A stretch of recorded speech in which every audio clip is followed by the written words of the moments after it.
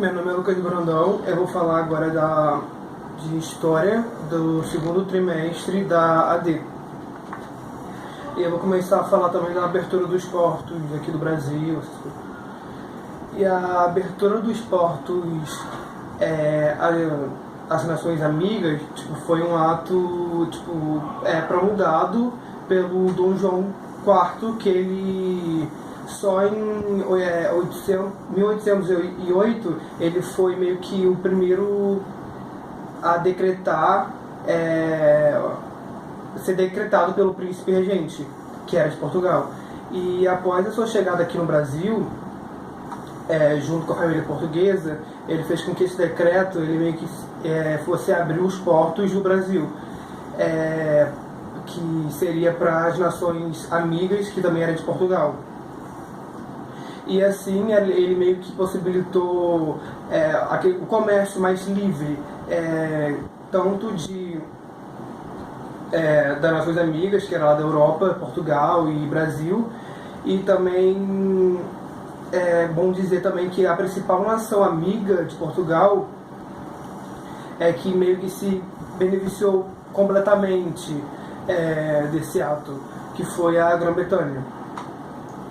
E de acordo com esse decreto que tinha feito, os produtos que eram britânicos, eles começaram a poder entrar no Brasil com uma taxa alfandegária, que a taxa alfandegária é um imposto da importação.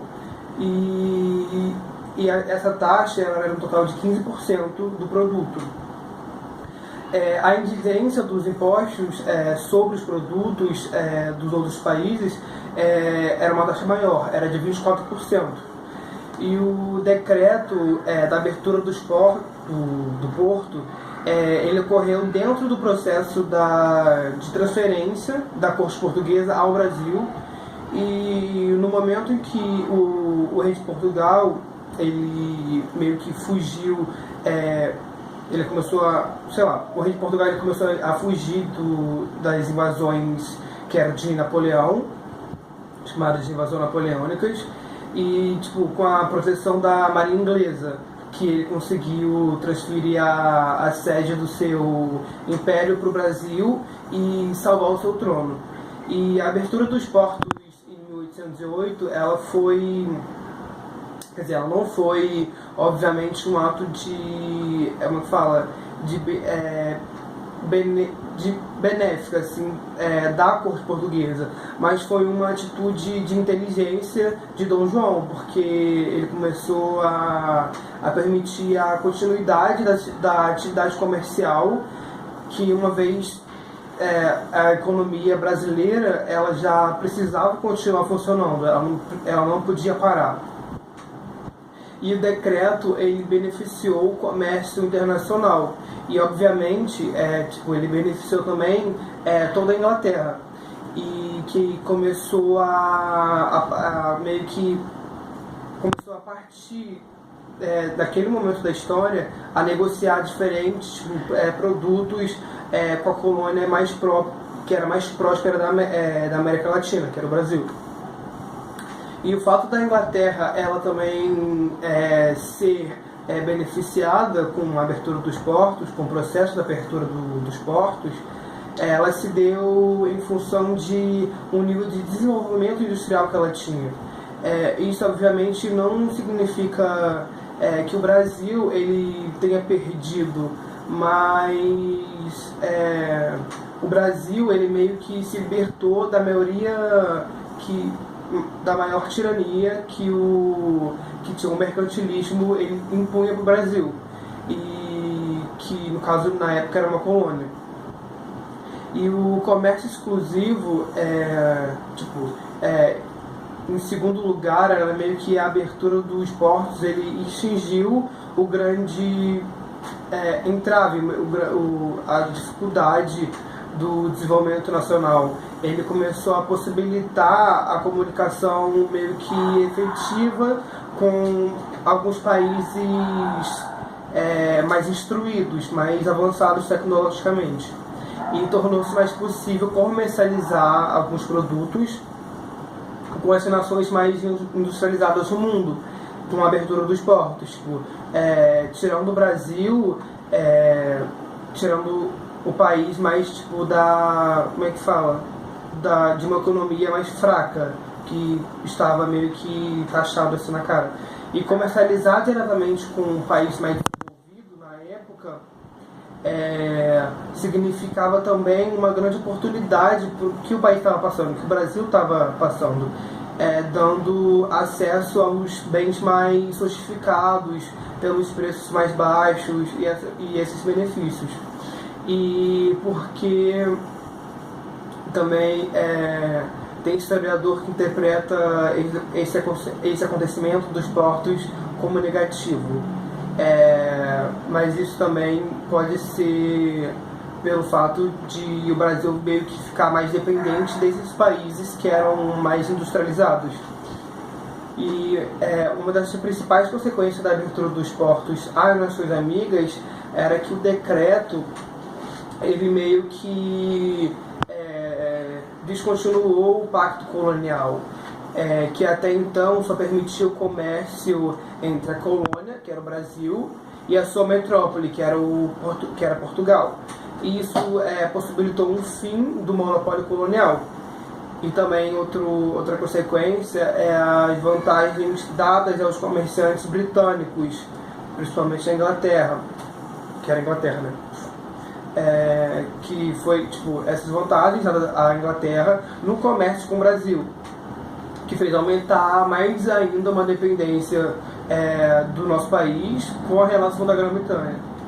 E outra consequência também foi a entrada de produtos britânicos, que dificultou a abertura de indústrias brasileiras, de comércios brasileiros, de comércios nacionais, que desde o microempreendedor até a pessoa mais rica estava sendo mais difícil.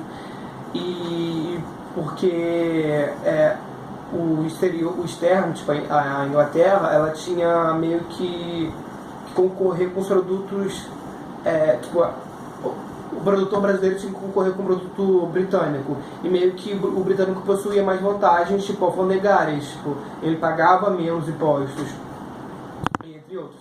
E a entrada no Brasil com esses diversos tipos de produtos da Inglaterra, muitos desses produtos meio que os brasileiros tinham uma necessidade maior no período colonial, por conta de tecnologia, que até mesmo os comerciantes brasileiros não tinham a tecnologia para produzir esses produtos. E agora eu vou falar um pouquinho do período joanino no Brasil.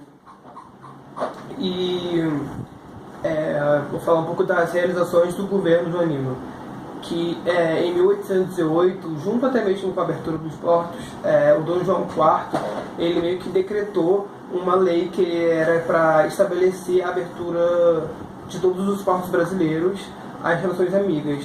E a Inglaterra, ela foi a principal beneficiada com essa lei, porque ela começou a manter como é que fala? Ela começou a manter um laço comercial estreito com Portugal, assim. E em 1808, Dom João, ele meio que cancelou a lei que proibia o estabelecimento da indústria no Brasil.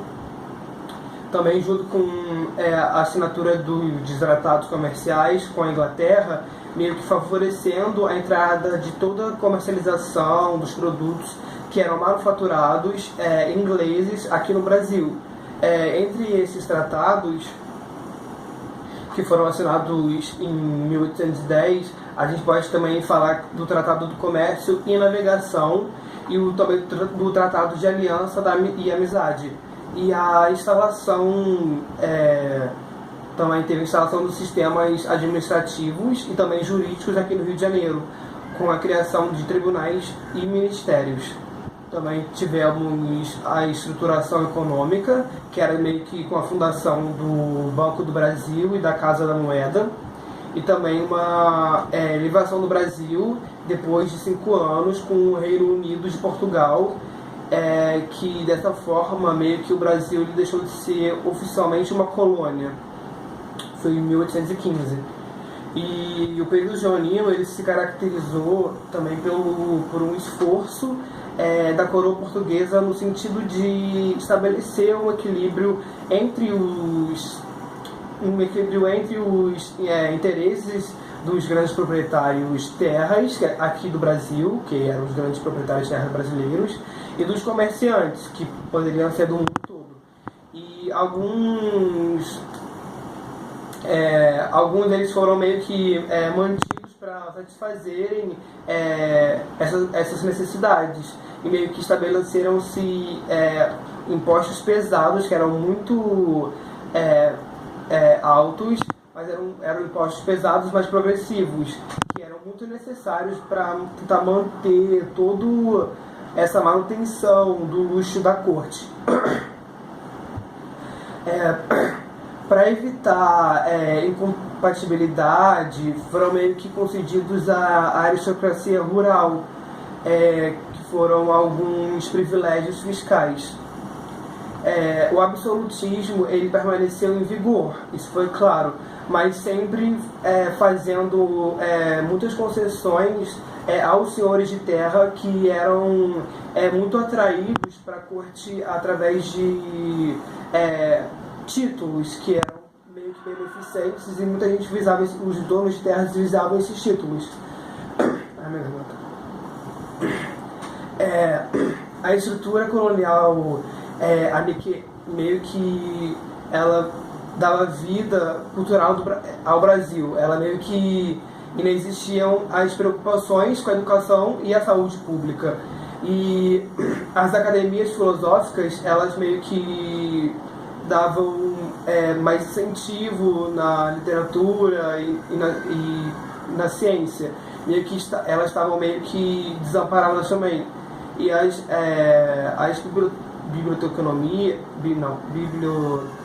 bibliotecas, elas meio que não haviam sido formadas, porque elas eram consideradas como é que fala? Não era muito importante.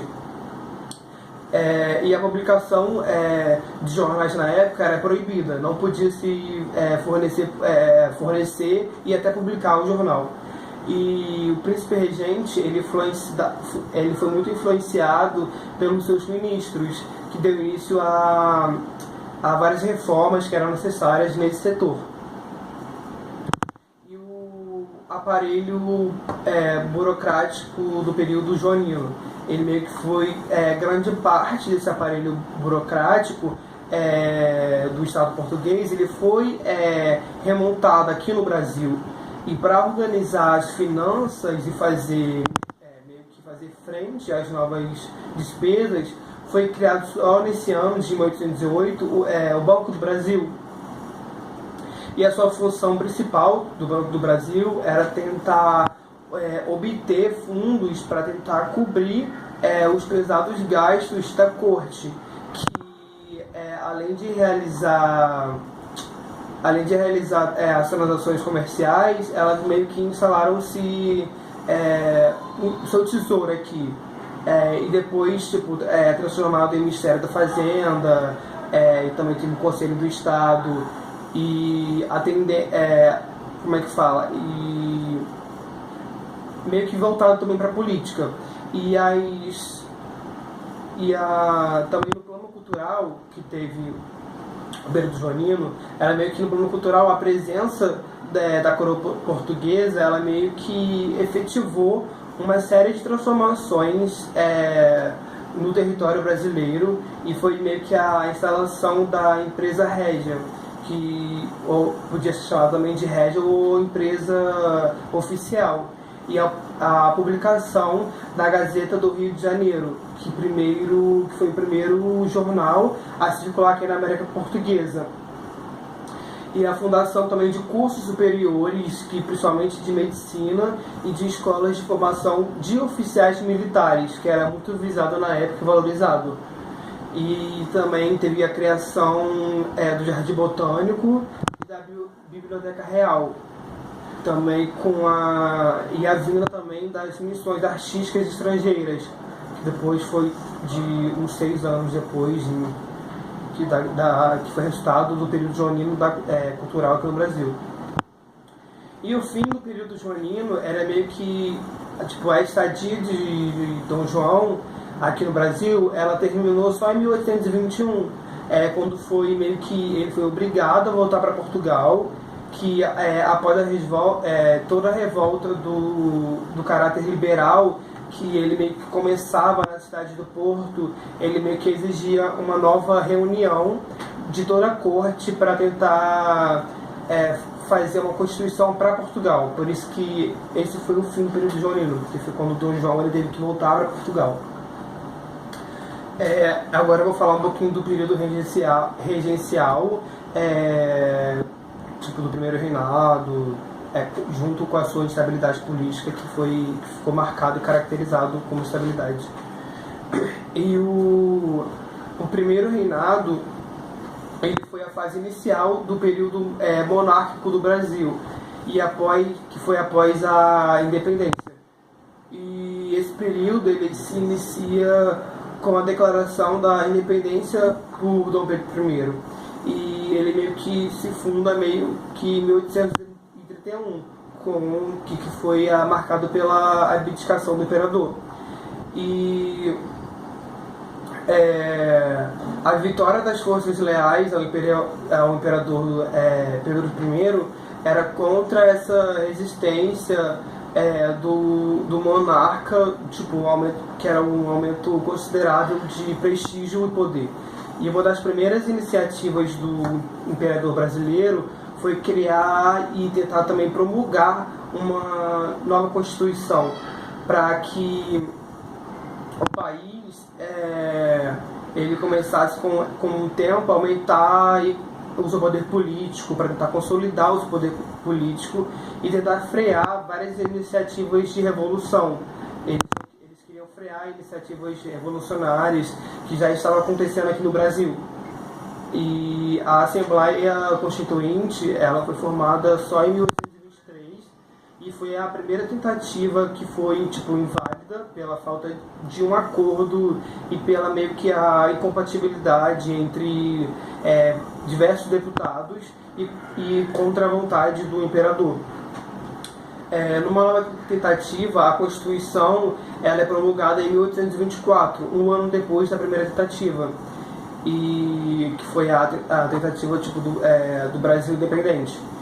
E essa Constituição, ela meio que, entre outras medidas, dava ao imperador o poder de dissolver a Câmara e aos conselhos provinciais que tinha isso. E foi meio que manobrado tanto pelo poder legislativo, e que o poder legislativo ele tentava eliminar os cargos quando era necessário, e meio que instituir ministros e os senadores com um poder meio que vitalício para tentar indicar presidentes de outros partidos, assim, de outro poder. E essas medidas elas deixavam a maior parte do poder, um poder de decisão, nas mãos do imperador, e meio que dava evidência de um caráter meio que autoritário para algumas pessoas. Era um caráter meio que autoritário de um governo que prometeu ser liberal, só que não estava sendo. E em seguida, essa guinada autoritária que o Brasil estava sofrendo, que foi do governo, gerou novas revoltas e vários conflitos, que meio que deu mais instabilidade ainda para o país, que foi recém-independente, que nem independente foi. E uma dessas revoltas foi a Confederação do Equador, que foi liderado pelo Frei Caneca, que foi meio que pelos pernambucanos, que eram considerados revoltosos contra o governo, e foram meio que reprimidos pelos militares, que os militares queriam frear totalmente qualquer conflito e qualquer revolta, mas não sem antes meio que mostrar a insatisfação com o rumo do país. E só em 1825 o Brasil ele foi derrotado na Guerra da Cisplatina, que transformou essa antiga parte da colônia meio que no independente de Uruguai em 1828. E essa Guerra da Cisplatina ela causa danos aqui no país, tanto político quanto econômico, porque foi uma guerra que teve muito gasto e teve um conflito de políticos opostos que estavam aproveitando os momentos de guerra. O problema da exportação também ele ficou bem notório aqui no Brasil, porque a gente começou a ter problema para exportar os nossos produtos. E também teve uma baixa arrecadação de impostos, porque com a guerra os impostos começaram a meio que aumentar e todo mundo que tentava investir em algum tipo de produto aqui começou a a ver que todo produto ele estava aumentando muito essa taxa, então não estava sendo produtivo investir aqui no Brasil com alguns produtos por causa da taxa. Meio que também teve uma dificuldade na cobrança dos mesmos impostos por causa da extensão do território, e também a produção agrícola estava muito baixa, e que era o nosso forte, era o nosso potencial, a produção agrícola. E também a produção agrícola depois foi meio que isso causou uma crise meio que internacional, e a economia aqui do Brasil, a economia brasileira, ela teve uma queda meio que drástica, foi uma crise, uma instabilidade horrível.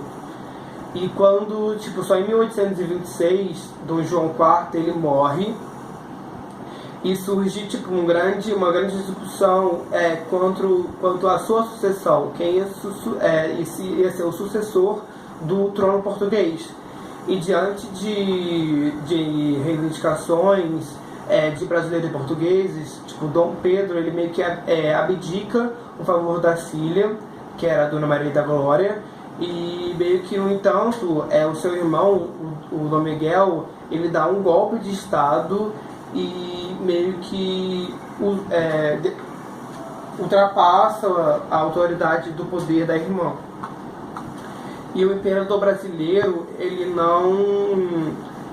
o imperador brasileiro ele começa a enviar tropas brasileiras para solucionar esse embate, para tentar restituir o poder à filha. E esse fato, ele meio que irrita todos os brasileiros, porque uma vez que o imperador ele está sempre, novamente, priorizando os assuntos de Portugal, em vez de fixar os seus olhares para o Brasil, ele estava vendo assuntos sempre priorizando Portugal, e essa reaproximação entre Portugal e Brasil meio que incomodava e gerava um terror de uma nova, que era classificado como uma nova época de independência, porque começou a haver aquele novo medo de Brasil ficar dependente de Portugal.